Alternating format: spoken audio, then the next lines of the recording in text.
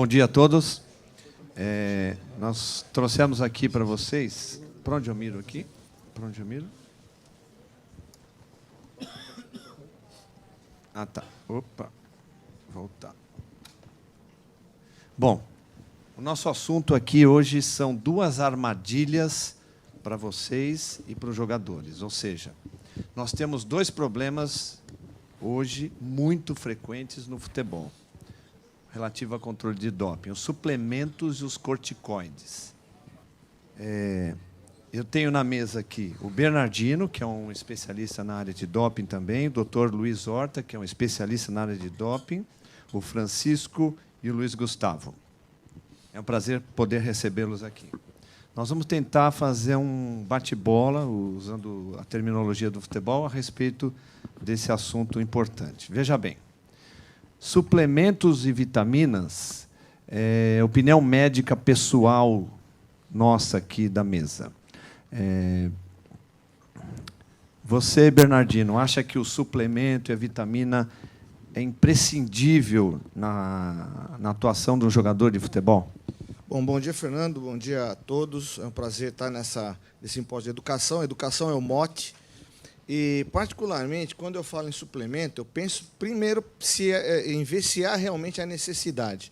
Acho que os parâmetros laboratoriais são importantes para estabelecer essa real necessidade, mas o que mais me preocupa, principalmente no Brasil, são as contaminações. Nós tivemos estudos recentes, depois você vai até falar a respeito, sobre alguns suplementos vendidos no mercado que contêm aquelas contaminações. Então, eu hoje tenho bastante reserva em relação à prescrição desse tipo de produto. Perfeito. Luiz Gustavo, no seu time, é o médico, o nutricionista ou o preparador físico que acaba prescrevendo um suplemento? Soleira, na verdade, eu acho que é uma área onde é multidisciplinar no Atlético. Então, há um contato meu com a nutricionista, porque a responsabilidade, a hora que cai, que é contaminado, é em mim, né? Isso. Então, o que a gente faz lá, na verdade, é uma reunião multidisciplinar, porque o preparador físico ele tem que estar envolvido, porque a questão do uso da suplementação é determinada de acordo com o planejamento da carga de treinamento durante a semana. A gente vai ver qual é a porção de carboidrato, de suplementação de proteína, de acordo com a intensidade do treinamento da semana. A nutricionista é que faz o preparo e acompanha isso. E eu, como médico, auxilio nessas avaliações, na pesquisa do que pode ou que não pode ser usado, qual empresa, teoricamente, é idônea ou não. Então, a pergunta é quem prescreve isso no seu time, finalmente? O médico. O médico, perfeito. Horta, por gentileza, seja muito bem-vindo. Qual seria a indicação, em termos objetivos, do uso do suplemento? Bom, eu julgo que o mais importante é fazer uma avaliação nutricional. Eu fui responsável em Portugal durante muitos anos por uma consulta de nutrição esportiva e, portanto, a grande conclusão que tirei da minha experiência enquanto médico especialista, neste caso em nutrição esportiva, é que, na realidade, a maior parte dos atletas que iam à minha consulta, eles não sabiam comer. Portanto, há muito a fazer em termos de educação nutricional. Claro que concordo inteiramente com o Bernardino, que depois há também uma análise laboratorial que tem que se fazer e, nos casos onde haja necessidade, tem que se fazer exatamente uma reposição. Agora, reposição às cegas, sem uma educação nutricional prévia, eu penso que é mau, porque não só não é necessária na maior parte das vezes, como também depois temos o risco dos suplementos alimentares contaminados, que são um risco enorme neste momento. Importante, né? Bom, para que todos saibam, a necessidade diária de um jogador de futebol com relação à proteína, ele precisa, é uma conta simples. Você faz 1,8 vezes o peso do jogador, você tem quanto ele precisa de proteína por dia para não entrar num catabolismo. A melhor forma proteica que o jogador pode obter, sem dúvida nenhuma, é a proteína animal. Na proporção de cada 100 gramas de proteína comida, ou seja, cada 100 gramas de um bife, de um peixe ou de frango, ele fica em torno com 18,5% dessa quantidade de proteína. Por medida, um whey protein tem algo em torno de 24 gramas. Então, há de se entender que a quantidade proteica de um whey protein é muito pouco. Tem muito pouca coisa de proteína no whey. E para nós aqui, a nossa preocupação, eu gostaria de perguntar para o Francisco, você sabe, sobra para quem, quando assina o pedido de uso de um suplemento, no caso, o whey protein? O whey protein, lá no clube, a gente sempre tem essa parceria com o nutricionista. Fazemos isso em conjunto. Mas que sobra realmente é para o médico, né? O médico do clube que assina o documento. Me permite só uma observação, doutor Fernando? Oi. 30 segundos. Eu acho que assim, nem todo clube tem um nutricionista, então, principalmente os de menor estrutura. Então, acaba sempre o médico tomando essa decisão, e eu acho que o preparador físico ele não tem essa participação direta na prescrição. Acho que ele tem que bater muito nisso. É o médico que tem que ser o médico que tem que fazer isso, final. Realmente. Bom, nós temos na CBF um programa de educação continuada que a gente vai nos clubes e oferece palestras, e a gente bate bastante nesse assunto. E por quê? Porque a preocupação da Comissão de Controle de Doping é o doping involuntário, e o suplemento pode ser um doping involuntário. A nossa aula aqui é doping involuntário. Qual seria a preocupação? Igualdade, saúde do jogador, ética, isso tudo todos nós temos. Quem pratica esporte, quem trabalha no esporte tem essa preocupação. Mas a negligência com relação aos suplementos é, para nós, uma das coisas mais importantes que temos hoje no futebol. E essa negligência pode gerar um doping involuntário, e de doping involuntário nós vamos parar no tribunal. E o tribunal encara um doping desse, um doping involuntário, como se fosse um doping normal. Então, é uma preocupação muito grande que a gente tem que ter com os nossos jogadores. Definitivamente, trabalhos científicos em torno de suplementos e vitaminas. Eu trouxe para vocês um dos trabalhos científicos mais importantes, que foi feito lá na Unicamp. De 103 suplementos comprados em sites de internet, 18% deles tinham informação incorreta, ou seja, não constava no rótulo a presença de testosterona e nandrolona. Isso é um problema muito sério para os nossos jogadores e para o médico que assina o documento. Por ocasião da Copa do Mundo na África do Sul, de 33 suplementos comprados de sites de internet e de lojas, 30% tinha informação incorreta. Bom, finalmente, há 2 anos atrás, saiu uma publicação que a Anvisa tinha tirado do mercado alguns suplementos. E por quê? A informação do rótulo era 1,6 gramas e, na verdade, tinha 17,6 gramas de proteína. Todos nós que trabalhamos com jogadores de futebol sabemos muito bem o problema hídrico que nós temos com os nossos jogadores. A aula anterior foi a respeito da hidratação dos nossos jogadores. Se você enche esse cara de proteína, você pode promover um problema renal nele. Então, ou o suplemento leva o jogador para o tribunal, ou o suplemento leva o jogador para o hospital. Essa é a nossa visão. Opinião da mesa. Vamos continuar simplesmente dando suplemento, ou a gente vai passar a orientar de uma forma diferente jogadores, presidentes de clubes e pessoas que estão no nosso meio esportivo? Um por um, por favor. O Luiz Gustavo. Veja, o risco dessa contaminação é muito sério, né? A maioria das vezes, a primeira coisa quando a gente escuta do doping é: vamos pesquisar nos nossos suplementos se não estão contaminados. É a primeira coisa, a primeira defesa de qualquer pessoa em relação a isso. No nosso clube, a gente continua, mesmo com esses riscos de contaminação, nós usamos suplementos dos nossos atletas, a gente acha necessário para os nossos atletas o uso de suplementos, mas o que a gente faz para aumentar a segurança em relação a suplemento é sempre adquirir o produto da mesma empresa. Então, nós usamos o suplemento já há 5 anos da mesma empresa.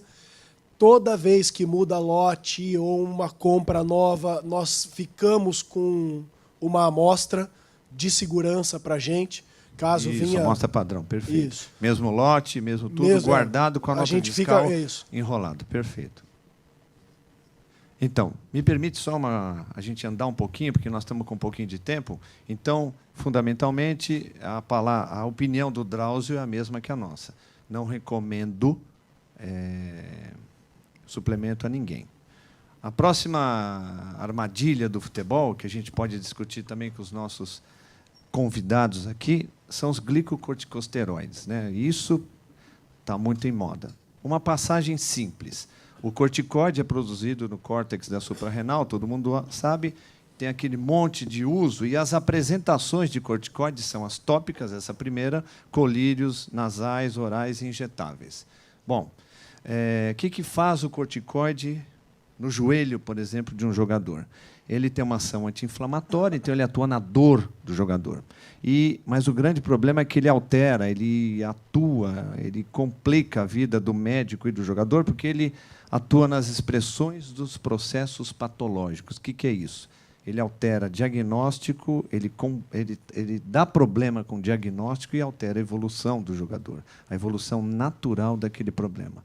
Sobre a nossa preocupação no doping, falando agora com relação ao corticoide, é, de novo, a questão do doping involuntário. Doping involuntário é aquele que o jogador não quis promover para ele aquele problema. Falando do nosso assunto agora, que são as infiltrações, nós temos o seguinte problema. De novo, negligência, doping involuntário e acaba no tribunal. Da mesma forma que o atleta que usou uma substância com a possibilidade de melhorar a sua performance, o doping por uma infiltração acaba sendo um caso complicado. Nós temos uma estatística muito grande de controles de doping aqui no futebol brasileiro. Essa planilha de 2014 da própria WADA. Nós fizemos 4.708 amostras. O país que chegou mais perto da gente foi a Itália, com 2.469. Fizemos quase o dobro da Itália. A importância disso é que, na nossa estatística de resultados analíticos adversos, ou seja, os casos positivos, nós tivemos 50 casos de 2010 até 2015. Desses 50 casos, 20% foram corticoides. É muito grande, é muito alto. E pensar que o corticoide é apenas um remédio. E esse remédio é receitado por um colega médico. Aí essa estatística é muito alta. A gente não pode concordar com isso. De forma geral, qual seria a opinião da mesa?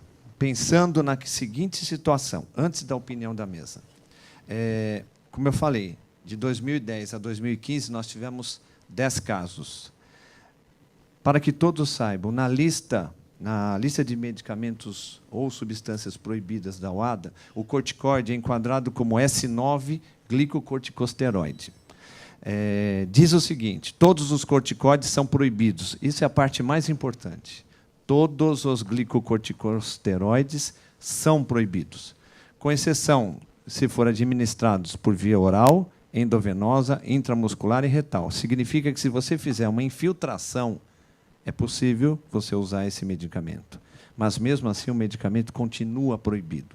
E essa é a questão. Nós teremos aí, pela semana que entra, muita polêmica em torno deste assunto. Nós temos um caso que será discutido a semana inteira, o mês inteiro, provavelmente. A questão é simples. O glicocorticosteroide é uma substância proibida. Eu perguntaria ao professor Horta, o que fazemos num caso onde um jogador de futebol foi submetido a uma infiltração e o procedimento foi um procedimento médico de forma adequada, porque foi feita de forma intraarticular, repito, foi feito um procedimento de forma adequada, intraarticular, dentro da articulação do joelho do jogador. E esse jogador tem um resultado analítico adverso. Fernando, antes de responder à tua questão, eu gostaria de vos dizer o seguinte: da experiência de quase 2 anos que tenho de Brasil, eu acho que sempre achei que os glicocorticoides são um anti-inflamatório muito potente, é uma arma terapêutica que nós temos que usar, mas temos que usar quando é imprescindível utilizar.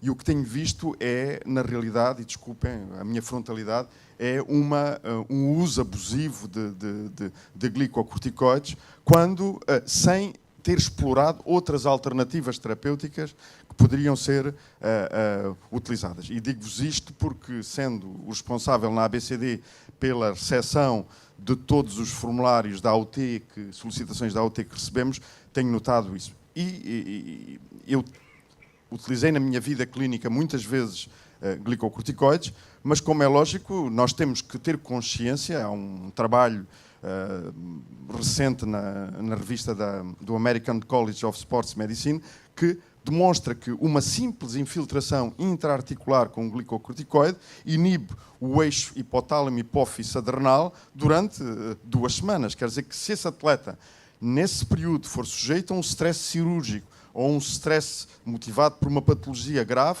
todas as suas defesas estão postas em causa. Respondendo à tua questão, a gestão dos resultados dos glicocorticoides é muito difícil. Está aqui na sala o Dr. Michel, que na altura era da Portuguesa, e eu tive a oportunidade de defender em tribunal uma tese, que era a tese suportando a defesa, de que, na realidade, aquele resultado analítico positivo podia ter resultado da teoria que era defendida pela defesa, pelo Dr. Michel e pelo jogador, de que, na realidade, eles tinham feito uma infiltração intraarticular 72 horas ou 48 horas antes da partida, e, na realidade, cientificamente, pude demonstrar que aquilo era a verdade dos factos e que, na realidade, não era um resultado analítico positivo. Portanto, nós, na ABCD, com todo o apoio técnico que temos, e sendo responsáveis pela gestão inicial de todos os controles de dopagem, estamos muito atentos a esta situação para poder apoiar tecnicamente o Tribunal, punindo nos casos em que os atletas têm que ser punidos e defendendo os atletas limpos, ou, neste caso, o médico que tinha feito uma prática clínica normal. E eu relembro que a Procuradoria pedia 2 anos para o atleta e 4 anos de suspensão para o médico. Teria sido uma decisão extremamente injusta. Bernardino, o depoimento do Bernardino agora vai ser muito importante, porque nós temos no nosso meio alguns médicos que trabalham do tipo freelancer.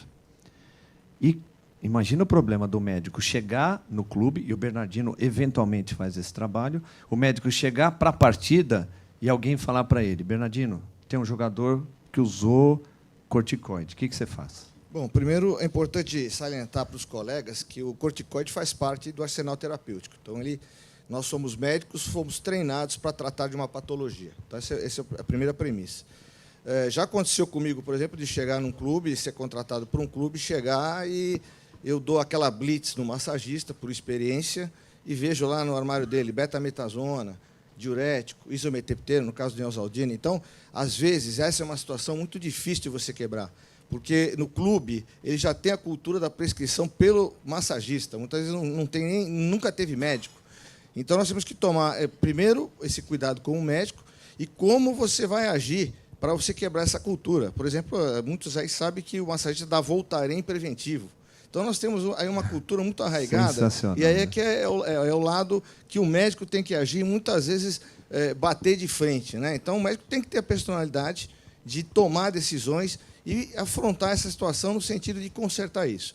E o segundo aspecto que eu quero anotar é que, hoje, com a AUT, com a comissão de AUT, nós vamos precisar muito do médico dos clubes, da agilidade do médico dos clubes, para que eles enviem essa documentação e essas decisões possam ser tomadas, exatamente para evitar isso que o Horta falou para nós. Perfeito, Bernardino. Espetacular a sua observação do Voltaren. Luiz Gustavo, por gentileza, você está lá no teu clube, aí um jogador foi transferido, acabou de chegar e falou: na semana passada eu tive um problema alérgico e usei corticoide. Mandaram falar isso para o senhor. O que você faz? Francisco. Perdão. Bom, primeiro tem que saber qual foi a via que ele fez esse... Perfeito, isso é importante para os colegas. Ver a via. Se a via for uma via que é permitida, a gente faz o formulário, que Se for uma coisa urgente, não daria para fazer a IUT, né? E vamos explicar para o jogador, para a próxima vez, a referir o médico antes para não fazer esse tipo de medicamento. Perfeito. Michel, onde está? Michel está aqui com a gente? Oi? O Michelzinho? Não, mas esse é o outro Michel. É o outro Michel. Saiu. Bom, eu ia perguntar para o Michel, mas eu posso perguntar muito bem para o Luiz Gustavo. Luiz Gustavo, se você tem a necessidade de utilizar um medicamento, no caso o glicocorticosteroide, qual é o caminho que você deve tomar? O que você imagina, quando eu digo você, é extensivo a todos os colegas médicos. O que você tem que fazer? Preciso dar o remédio? É inevitável para você? O que você faz? Primeiro passo. Soleira, inicialmente, até gostaria de passar um caso que a gente teve no Atlético com isso. Em algumas especialidades, algumas consultas, necessidades de consultas com especialistas fora do clube, a gente sempre induz o atleta a levar um pedido de consulta, onde é a hipótese diagnóstica, o tratamento, e ele só vai começar o tratamento após ele entregar para a gente esse pedido de consulta para a gente ver se é uma medicação que contém alguma substância passível de doping ou não. Se ela for passível de doping, a primeira coisa que eu iria fazer é entrar em contato com o especialista que consultou ele fora, um urologista, um dermatologista, como é o caso. Não tem alguma medicação que possa substituir? Não, não tem. Tem que ser, não, essa é a melhor medicação para esse determinado caso. Aí eu entraria em contato, solicitaria, né, a UT, para daí dar início ao procedimento de tratamento. Esperaria a resposta de vocês para daí... Né, não, acho que... Desculpe. Bem perfeito. Michel voltou? Michel, queria que você falasse para a gente em termos assim de 2 minutos um depoimento. O drama que você viveu com a história do corticoide, da infiltração, se foi intraarticular, se foi intramuscular. Sim. Qual foi a dúvida? O Horta fez um depoimento muito bacana aqui, que ele mostrou, ele foi, por incrível que pareça, um médico da comissão de doping da ABCD, passou a defender um colega médico, quer dizer, parecia para muitos que ele estava defendendo o uso de um meio ilícito, né? Mas não foi nada disso. Rapidamente, Michel, por favor. É uma situação que incomoda um pouco, né? Você fica uma situação que incomoda um pouco, né? Porque está o seu nome em jogo, né? Então a gente sempre lutou pela questão ética, né, do esporte, né? Não na questão de trapaça, né? Na questão de saúde do próprio atleta. Então tem hora que eu vi alguns colegas falando de infiltração, né? Infiltração para jogar. Então é uma cultura do nosso futebol, né? Naquele caso, era um atleta, na verdade, não era um atleta de 20 anos, 18 anos, né? Era um atleta de 30 anos que era o nosso capitão, que queria jogar e já tinha feito um procedimento parecido anteriormente, né? Então, a gente... Né, o clube era portuguesa na época, a gente estava passando por uma dificuldade financeira, né? Então, a gente não tinha outros meios de diagnóstico, então o diagnóstico foi feito através de uma punção. A gente viu que o líquido sinovial tinha características normais, né? Ele já tinha tido sinovite, né, de repetição anteriormente, já tinha melhorado com corticoide, e aí a gente acabou infiltrando o corticoide na articulação dele. Ou seja, o Michel fez a via permitida, fez uma infiltração articular, mas foi a armadilha. A aula nossa é uma armadilha, né? Ele foi traído por uma coisa. Sim. E o que é? É um processo inflamatório intraarticular grande. Aquele medicamento que estava dentro da articulação acabou passando numa quantidade maior e mais rápida. E ele fez um exame. O jogador foi submetido a um exame de doping e deu um nível acima de 30 nanogramas. Então, a mensagem... Agradeço, Michel. Muito. Solera, só para complementar, uma questão técnica que eu acho interessante. O diprospan ele tem 2 tipos de betametasona, 2 tipos de sais, né? E o dipropinoato, que é um cristal, né, ele é diferente do disódico. Às vezes o dipropionato, ele está na articulação, ele fica na articulação, mas com o movimento do atleta, ele pode ser absorvido. Então ele acaba fazendo um pico urinário logo depois do jogo. Você Logo entendeu? depois da aplicação ou depois do jogo? Do jogo, porque, por exemplo, se você aplicou lá 4, 3 dias antes, 5 dias antes, o sal está lá dentro. Mas na hora do jogo ele movimenta tanto. Não é só simples um movimento, Sim, é uma atividade é uma física atividade física violenta. intensa, e aí ele acaba absorvendo com mais facilidade esse sal, né, que é o dipropionato. Então, às vezes, você acaba tendo pico até pós-jogo. Então, essas questões, eu estou até tentando ver se eu consigo fazer meu doutorado em cima Em disso. cima disso, é lógico. Entendeu? Porque eu acho que a gente tem que estudar melhor e ver se a gente melhora as regras, né? Porque isso é uma coisa complicada. A gente tem até um colega hoje que está passando por essa situação, né? E a gente está tentando dar o mesmo suporte, né? Porque sim, o suporte técnico. Isso é obrigação nossa, de médico para médico, é o que a gente tem que fazer.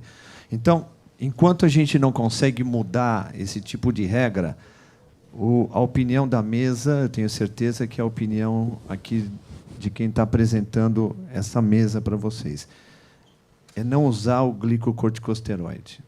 Evitem ao máximo. Eu sei que muitas vezes a pressão que vocês têm é muito grande, a pressão que o jogador impõe, que o presidente do clube impõe, que o técnico impõe é muito grande, mas é uma droga que vai colocar em risco, isso é fato, vai colocar em risco vocês como profissionais médicos e os nossos jogadores.